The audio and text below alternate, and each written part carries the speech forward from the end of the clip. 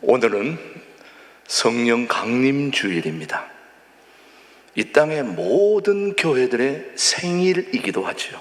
근데 많은 사람들이 메리 크리스마스, 성탄절이 교회의 생일로 오해하고 또 착각할 경우가 있는데, 교회의 생일은 성령 강림 주일, 성령 강림절이 이 땅에 있는 모든 교회들의 생일이기도 합니다. 왜냐?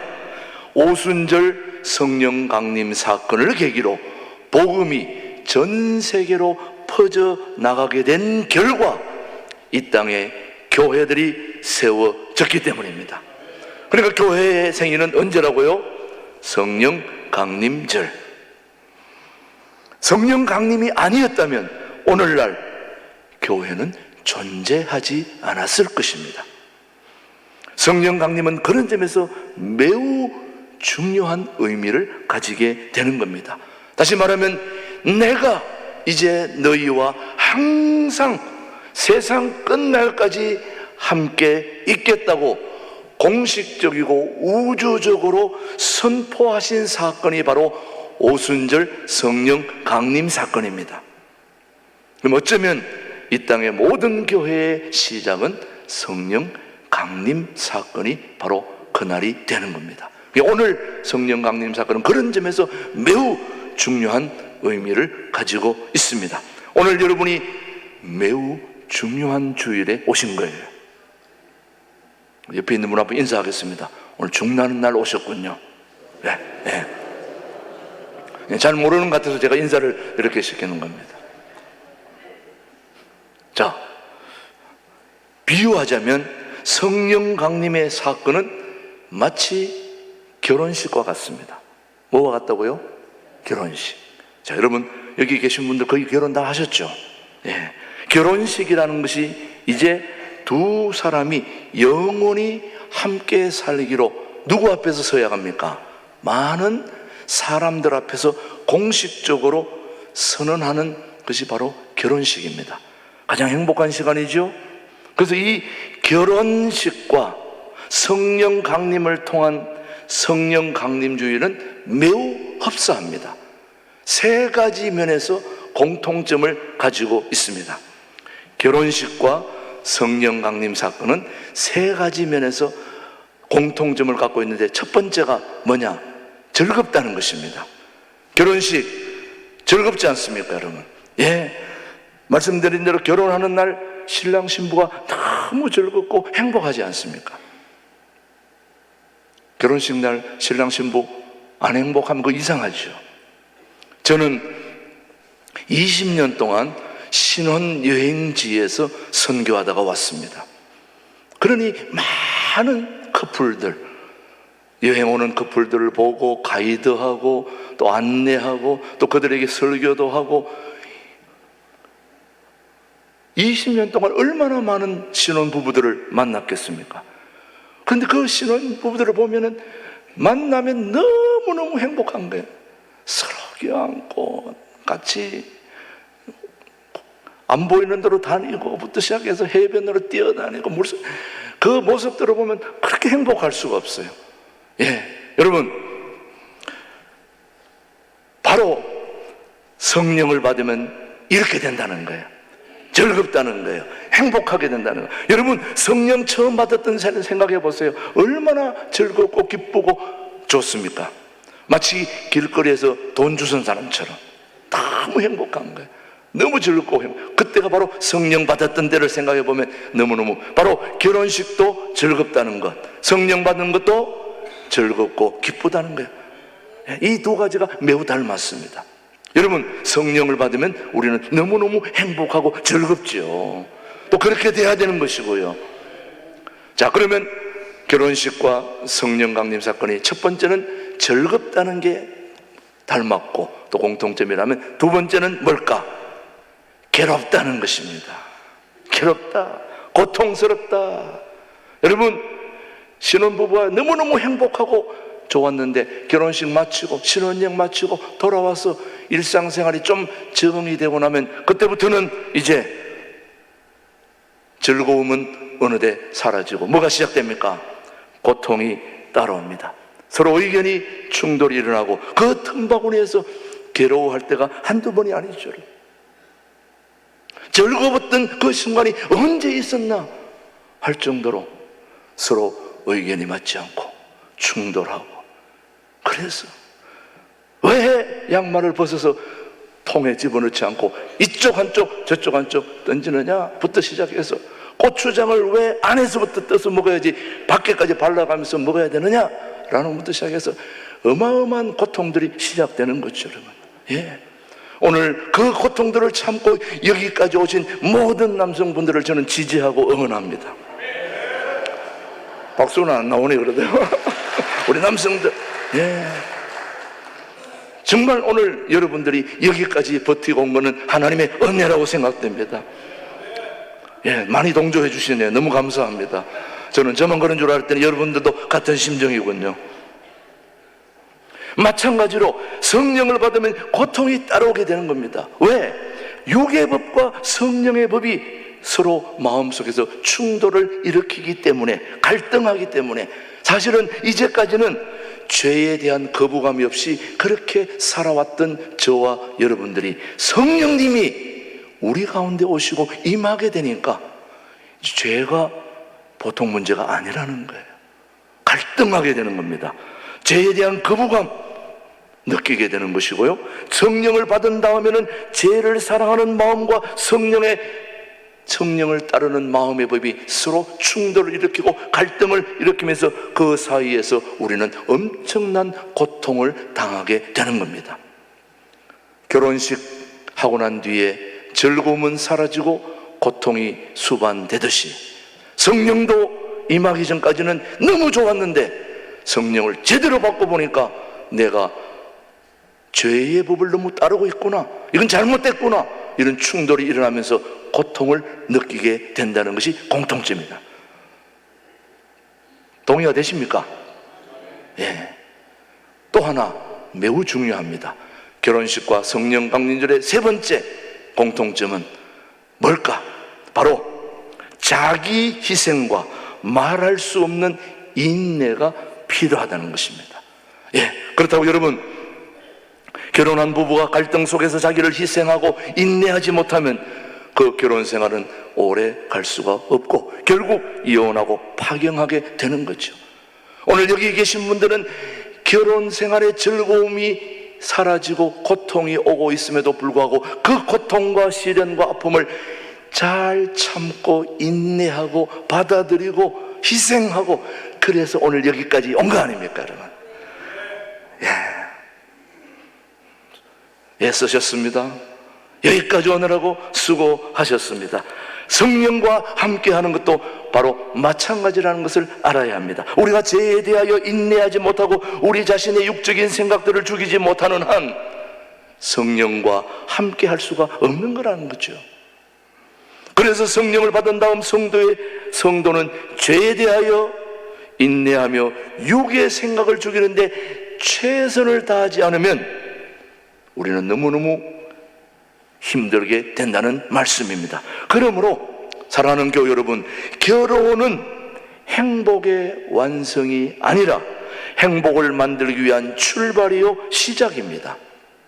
결혼을 기점으로 해서 이전보다 더 행복해져야 되고 더 성숙해져야 된다는 거죠, 여러분. 제가 오늘 주례하는 기분입니다. 신앙도 마찬가지라는 거죠, 여러분. 오순절 성령 강림 사건은 마치 결혼식과 같은 것이지 그것이 전부가 아니라는 것이죠. 성령 강림절 사건이 전부가 아니라 성령 강림은 이제 하나님이 바라시는 온전하고 능력 있는 성도들이 되기 시작하는 팡파르에 불과하다는 거예요. 여러분들이 이제 성도로서의 시작을 알리고 성숙한 길로 나아가는 팡파르를 울리는 그 사건이 뭐라고요? 성령 강림 사건이다. 그래서 결혼식이 행복의 완성이 아니듯이 성령 강림은 구원이나 신앙의 완성이 아니라는 것입니다. 이제부터 어떻게 돼야 되는지 하나님의 말씀이 우리를 가이드하고 있습니다. 자, 에베소서 한번 보겠습니다. 2장 22절입니다. 시작. 너희도 성령 안에서 하나님이 거하실 처소가 되기 위하여 그리스도 예수 안에서 함께 지어져 가느니라. 완성이 아니라 함께 지어져 가느니라. 그래서 여러분들이 성령을 의지하여 살면 성령은 여러분들을 그리스도의 장성한 분량까지 여러분을 안내하고 가이드해 주실 것입니다. 주실 것입니다. 하나님과 완전히 하나 될 때까지 성령께서 여러분들을 가르치시고 또 깨우쳐 주실 것입니다. 우리 성령 하나님은 좋으신 분이시니까.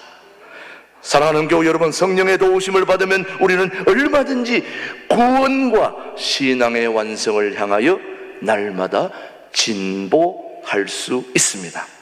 그렇게 되기를 바랍니다.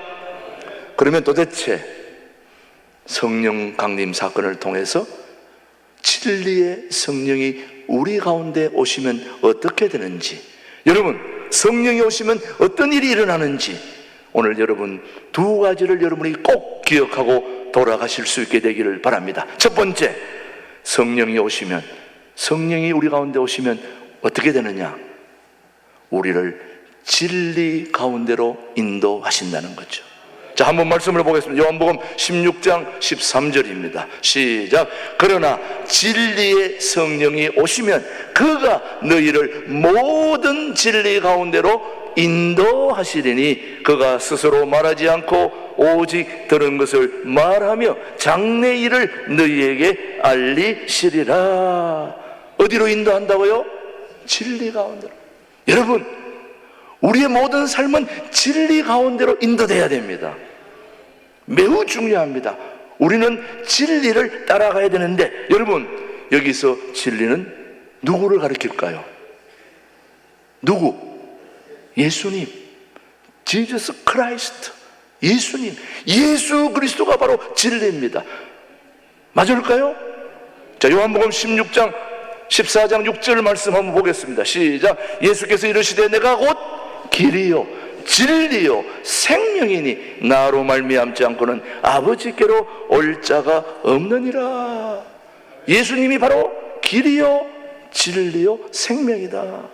성령이 오시면 우리를 어디 가운데로 인도한다고요? 진리 가운데로. 진리가 누구냐? 예수님께로 인도하신다는 말입니다. 여러분, 우리가 살 길은 예수님을 만나야 되는데, 자, 우리가 살 길은 예수님을 만나는 것인 줄 믿습니다. 예수님 만나야 됩니다. 여러분 만나셨죠? 아직 안 만난 사람은 만나야 됩니다. 그런데 예수님 만나는 것은 진리의 성령이 오셔야 되는 거예요. 성령이 오시면 우리를 진리 가운데로 예수님께로 인도하신다는 말이죠. 성령이 오시면 예수님이 어떤 분인지 제자들이 깨닫도록 도와주신다는 말입니다. 사랑하는 교우 여러분, 예수님의 제자들도 성령이 오기 전까지는 예수님이 어떤 분인지를 제대로 몰랐어요. 베드로나 제자들이 예수님을 그렇게 따라다니면서 함께 있었지만 예수님이 어떤 분인지 제대로 이해하지 못했다는 말이죠. 그런데 예수님을 따라다니지 않았던 여러분들이 그래도 오늘 주일 예배까지 나와가지고 예수님을 얘기하는 거 보면 예수님의 12제자보다 여러분이 좀 더 수준이 낮습니다. 그렇게 예수님을 따라다녔는데도 예수님을 제대로 이해하지 못하고 예수님이 붙잡히던 날 밤에 그 12제자들은 예수님 다 배신하고 다 도망갔어요. 배신자 제자들이에요. 또 여러분들은 여기까지 왔잖아요. 여러분 대단하신 분들입니다. 여러분 배신자 아니잖아요. 예수님의 제자들이 배신자로, 그때 보면 요한복음 21장에 보면 베드로와 도마, 나다나엘, 세베대의 두 아들 야고보와 요한, 다른 두 제자들 7명이 다 돌아가서 물고기를 잡고 있는 겁니다. 예수님 따라다니다가 다 돌아간 거예요. 또 두 제자는 낙심해서 엠마오로 내려갔습니다. 자, 여러분, 제자들이 이런 신앙을 가지고 있어요. 그거는 뭐냐? 예수님이 이것을 아시고 성령님이 오셔서 예수님이 어떤 분이신지를 제자들로 하여금 깨닫게 해 주셨다는 말씀입니다. 그래서 예수님이 기사와 이적을 일으키는 그런 수준의 분이 예수님이 아니라 예수님이 구원자라는 진리를 알도록 성령께서 인도해 주신다는 말씀입니다. 저는 오늘 여러분들이 분명히 알아야 됩니다. 여러분들의 아픔이 있고 질병과 시련과 그리고 사업의 실패와 인간관계 깨짐과 여러 가지 어려움들이 있지만은 이런 것들을 예수님이 해결해 주는 해결자를 넘어서서 우리를 총체적으로 구원해 주는 구원자라는 사실을 진리의 성령님이 오셔서 우리에게 알게 해 주신다는 거죠. 우리는 병 고치고 사업이 잘 되고 부동산 빵빵 터지고 당첨되고 자녀들 좋은 대학에 들어가고 이런 거에 관심이 많습니다만 이런 거는 하나의 지엽적인 것에 불과해요. 우리가 구원받은 사실만 확신하면은 나머지는 안 돼도 아무 상관이 없어요. 진짜 중요한 게 해결이 안 되면 다른 거 다 하더라도 소용이 없다 이 말이죠, 여러분. 그래서 우리 예수님이 기사와 이적을 일으키는 그런 수준의 분이 아니라 예수님이 진정한 구원자라는 사실을, 진리를 성령님이 알려주셨다 이 말이죠. 바로 오늘이 그날인 것입니다. 매우 중요하죠, 여러분요. 오늘 일본에 예배 나오신 분들은 다 수지 맞은 거예요. 그걸 알게 됐으니까. 예, 여러분, 성령이 오시면 어떤 일이 생기는지 요한복음 14장 26절입니다. 시작. 보혜사 곧 아버지께서 내 이름으로 보내실 성령, 그가 너희에게 모든 것을 가르치고 내가 너희에게 말한 모든 것을 생각나게 하리라. 진리의 성령이 오시면 생각나게 해주신다는 거예요. 뭘 생각나게 하느냐? 예수님을 생각나게 한다는 거예요. 우리가 때때로 교회에서는 기도하고 성경 보고 예수님이 내 인생의 주인이라는 걸 알았는데 세상 나가보니까 부다치고 욕도 먹고 싸우고 대적하고 뭐 하다 보니까 내가 예수님의 자녀인가 잊어버리게 된다는 거죠. 깜빡하게 되는 거죠. 그럴 때 성령님이 오셔서 너는 예수님의 자녀야, 예수님이 내 인생의 주인이야, 이걸 알려주신다는 거죠. 그걸 생각나게 하는 분이 바로 보혜사 성령님이라는 거죠. 우리가 전도할 때에 무슨 말을 해야 될지 그 말을 생각나게 해주시는 분이 우리 성령 하나님이시는 거예요. 내가 전도지를 돌리긴 돌리는데 뭐라고 얘기는 해야 되겠는데 무슨 말을 해야 될까? 그럴 때에 진리의 성령님이 오셔서 예수님을 전하게 하고 예수님을 알게 하고 예수님을 사람들에게 소개할 수 있는 그것이 보혜사 성령님의 역할이라는 거죠. 이 놀라운 역사를 우리 전도팀도 경험하고 또 여러분들도 경험할 수 있게 되기를 축복합니다. 제자들은 바로 성령이 오시고 나서야 예수님이 진정으로 누군가를 깨닫게 되었다는 거죠. 사도행전에 나오는 베드로의 설교를 보십시오. 여러분, 무법자의 손을 빌려 예수님을 십자가에 못 박았는데 하나님께서 예수님을 모른다고 부인하고 고향으로 돌아갔던 그 베드로, 예수님의 가장 수제자로서 예수님을 누구보다도 더 이렇게 해야 될 베드로가 예수님을 배신하고 고향으로 돌아갔던 그 베드로가 진리의 성령이 임하니까, 성령을 받고 보니까 베드로가 하루에 3,000명, 5,000명을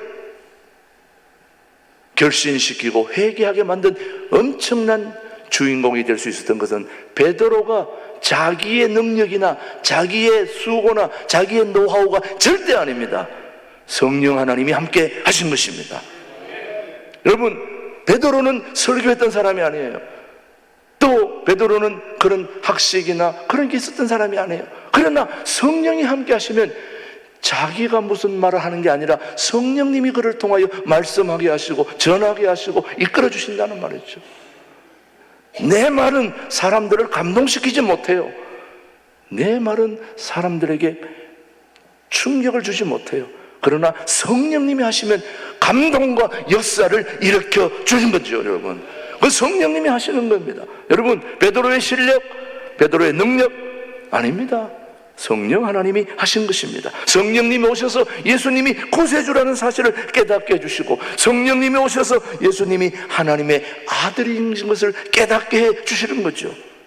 성령이 오셔서 근심하고 낙심하여 각자의 길로 향하던 제자들을 진리 가운데로 인도하신 것입니다. 누가 하신 겁니까? 성령이 하신 것입니다. 오늘날 우리의 인생에도 성령의 인도하심이 절대적으로 필요합니다. 성령이 오셔서 예수님이 구세주라는 사실을 여러분이 깨닫게 되면 여러분들은 정말 여러분의 인생이 새롭게 변화될 줄로 믿습니다. 예수님이 주라고 고백하도록 도와주신다는 거죠. 자, 고린도전서 12장 3절입니다. 시작. 그러므로 내가 너희에게 말하려니 하나님의 영어로는 말하는 자는 누구든지 예수를 저주할 자라 하지 아니하고, 또 성령으로 아니하고는 누구든지 예수를 주시라 할 수 없느니라. 자, 여러분이 예수를 부를 때에 주님이라고 고백하십니까? 자, 여러분이 하나님을 아버지라고 말하게 됩니까? 자, 여러분 묻습니다. 예수님이 여러분의 인생의 주인이심을 믿습니까? 여러분이 예수님을 시인하십니까? 한번 예수님 불러보십시오. 예수님, 예수님. 근데 여러분이 지금 저를 따라해서 예수님이 됐다고 말하지만 절대로 그렇지 않습니다. 여러분의 입으로 예수님을 말할 수 있는 것은 여러분 안에 이미 성령 하나님이 계신 거예요. 제가 늘 얘기하지만은 임종 전에, 사람이 죽기 전에 임종 예배라고 그래서 제가 임종 예배를 드리러 가서 마지막이니까 항상 제가 하는 일이 인생의 주인이신 예수님을 주로 영접하면 천국 갈 수 있습니다. 영생복락 누리실 수 있습니다. 예수님을 주라고 고백해 보십시오. 예수님 따라하라고 그러면 예수님 따라하는 분이 있는데 다 따라할 것 같죠? 천만의 말씀. 어떤 분은 입이 안 떨어져요. 얘기하시라니까 예수님, 예수님 입을 안 떼요. 어떤 분은 바로 예수님이라고 얘기합니다. 그래서 저는 이게 사람의 능력으로 되는 게 아니구나. 오늘 성령이 아니고서는 누구든지 예수를 주시라 할 수 없다고 말씀하시잖아요. 성령이. 성령 하나님이 도와주셔야 예수님도 부를 수 있고, 하나님도 부를 수 있고, 성령님도 부를 수 있고, 예수님도 부를 수 있는 거죠, 여러분. 그래서 여러분이 예수님을 부를 때에, 하나님 아버지라고 찾을 때에 이미 여러분의 마음속에 성령 하나님이 내주하고 계시는 거죠. 그 하나님이 여러분을 통하여 그렇게 하도록 도와주시는 거죠. 로마서 8장 15절 말씀 한번 볼까요? 시작. 너희는 다시 무서워하는 종의 영을 받지 아니하고 양자의 영을 받았으므로 우리가 아빠 아버지라고 부르짖느니라. 아빠 아버지. 여러분, 우리의 자녀가 나를 보고 아빠 아버지라고 부르는 것은 내가 아빠 아버지이기 때문에 부르는 거예요. 근데 그걸 우리 아버지도, 우리 하나님 아버지도 우리의 영적인 아버지신데 아버지라고 부를 수 있는 게 내 힘으로 부르는 게 아니라 성령 하나님이 도와주셔야 된다는 거죠. 우리 입에서 주님이라는 소리가 나오는 것은 연습해서 되는 게 아닙니다, 여러분. 세상 일은, 스포츠는, 운동 경기는 연습으로 반복을 통해서, 무한 반복을 통해서 실력이 쌓아지고 진보되고 하는 거지만, 주님을 부르는 소리는 연습해서 되는 게 아니라 성령님이 내 안에 계셔서 나로 하여금 주님을 고백할 수 있도록 성령님이 도와주셔야 된다는 거죠. 우리 입술로 얘기가 안 되는 거예요. 주님, 하나님 아버지, 이 고백은 철저하게 성령 하나님께서 인도해 주셨기 때문이라는 거죠. 여러분이 예수님을, 하나님을, 성령님을 부르고 말할 수 있다는 것은 이미 우리 안에 성령님이 계시는 엄청난 복을 여러분이 받았다는 사실입니다. 감사해야 돼요. 그냥 되는 일이 아닙니다, 여러분. 자, 오늘 성령님이 우리에게 오시면 여러분을 진리로 인도해 주신다는 거죠. 그 진리는 바로 예수님입니다. 예수님께로 인도되는 복된 삶을 살게 되기를 주님의 이름으로 축복합니다.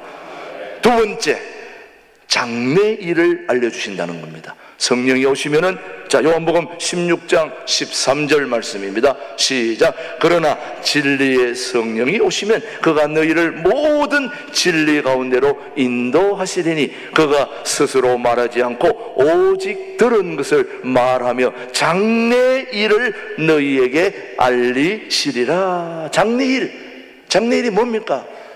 다가올 미래, 다른 말로 말하면 예언이라고도 말할 수 있겠죠. 자, 요엘 2장 28절, 우리 잘 아는 말씀입니다. 시작. 그 후에 내가 내 영을 만민에게 부어주리니 너희 자녀들이 뭐이를 장래일을 말할 것이며 너희 늙은이는 꿈을 꾸며 너희 젊은이는 이상을 볼 것이며, 내가 내 영, 성령을 만민에게 부어주면 무슨 일을 말한다고요? 장래일을 말한다. 여러분, 성령이 오시면 앞으로 다가오는 일을 예언하게 된다는 말씀입니다. 여러분, 여러분의 미래, 다가올 앞날을 염려할 필요가 없는 것이 성령 하나님이 내 안에 계시면 그걸 다 알려주신다는 거죠. 알게 해주시고 인도해 주시고 함께 해주신다는 놀라운 사실을 오늘 여러분이 꼭 기억하시면 되겠습니다. 성경의 예언은 하나님의 역사관을 말하는 겁니다. 무슨 미아리에 가서 내 운명을 점쳐달라는 그런 얘기가 아니라 앞으로 하나님의 역사가 이렇게 펼쳐질 것이다, 요한계시록을 통하여 이미 우리에게 주어진 예언의 말씀들을 우리가 지켜보면 되는 것입니다. 그러니까 예언은 예수님과 관련된 것을 말하는 것입니다. 예수님과 관련되지 않은 예언은 예언이 아닙니다. 누구를 통해서? 예수님을 통해서 성취될 일을 말하는 것이 바로 예언인 것입니다. 분명히 하셔야 됩니다. 성령께서 오시면 예수님이 원하시는 것이 무엇인지 알게 해주신다는 거죠. 우리가 어떻게 살아가야 할 것인지 알게 해주신다는 거죠. 믿음을 크게 만들어주시면서 하나님께 영광을 돌린다는 것입니다. 갈라디아서 5장 5절 말씀 한번 보겠습니다. 시작. 우리가 성령으로 믿음을 따라 의의 소망을 기다리노니, 우리가 성령의 인도함을 받아서 믿음이 커지는 것입니다. 성령이 우리에게 믿음을 공급해 주시는 것입니다. 그러니까 우리의 믿음이 커질수록 하나님이 여러분을 기뻐 받아주지 않겠습니까? 그게 바로 성령님이 하시는 역할입니다. 자, 성령이 우리에게 오시면 어떤 일이 생긴다고요? 우리를 무슨 가운데로 인도한다고요? 진리 가운데로. 또 성령이 오시면 우리의 무슨 일을? 장래일을 가르쳐주신다는. 자, 성령님이 왜 우리에게 오셔야 되느냐? 한마디로 성령님이 왜 우리에게 오셔야 되느냐? 성령님이 오시면 예수님을 알게 되고 앞날을 알게 되고, 그러면 우리 세상 살 맛이 납니까? 안 납니까? 그러니까 성령님이 오셔야 됩니까? 안 오셔야 됩니까? 자, 한마디로 성령님이 오시면 세상 살 맛이 난다. 세상 살 맛이 난다. 우리 광고에 보니까 이런 게 있더라고요. 왜 다이어트 하십니까? 그걸 묻더라고요. 그러니까 그 사람이 또 대답을 해요. 왜 다이어트 하십니까? 그랬더니 비주얼이 살잖아요. 비주얼이 다이어트 하니만 멋지다 이 말이에요. 왜 성령이 오셔야 되느냐? 비주얼이 살잖아. 살만 나지 않나 이거야. 저는 우리 신광들의 교우들이 살만 나는 이 세상을 사는 일에 축복의 통로가 되기를 주님의 이름으로 축복합니다. 기도합니다. 하나님 아버지, 성령이 오셔서 우리에게 엄청난 일을 하시는 것을 깨닫습니다. 성령께서 우리에게 하실 때마다 순종하며 기쁨으로 나아가도록 역사하여 주옵소서. 예수님의 이름으로 기도드립니다. 아멘.